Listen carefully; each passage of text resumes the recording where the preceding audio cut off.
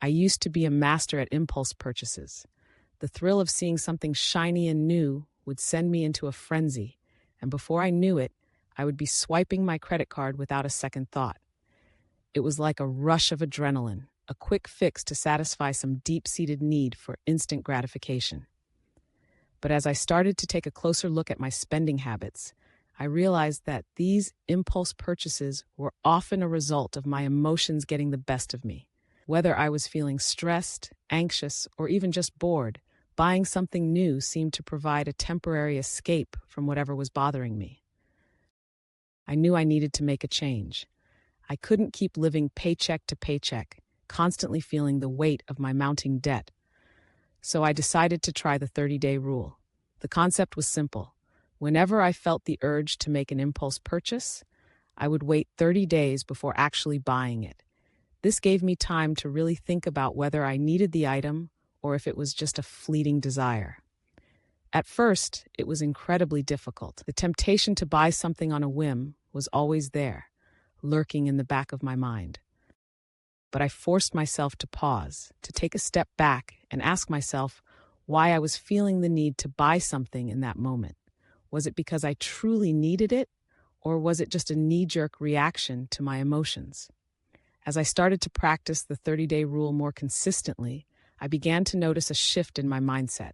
I became more aware of my triggers, the moments when I was most susceptible to making impulse purchases. Instead of judging myself for feeling the urge, I got curious. I dug deeper into the root of my emotions, trying to understand why they were surfacing in the first place. And slowly but surely, I started to gain control over my spending habits. The 30-day rule became a lifeline, a way for me to break free from the cycle of impulsive buying. I found myself questioning whether I really needed that new gadget or trendy outfit, or if it was just a fleeting desire that would pass with time. As the days turned into weeks, I found that most of the items I had initially wanted to buy no longer held the same appeal. The impulse had faded, replaced by a sense of clarity and purpose. I realized that I didn't need to rely on material possessions to fill a void in my life. I had the power to choose how I spent my money, to prioritize my financial well-being over temporary satisfaction. The 30-day rule had become a game changer for me. It was a simple yet effective tool that helped me break free from the grip of impulsive spending.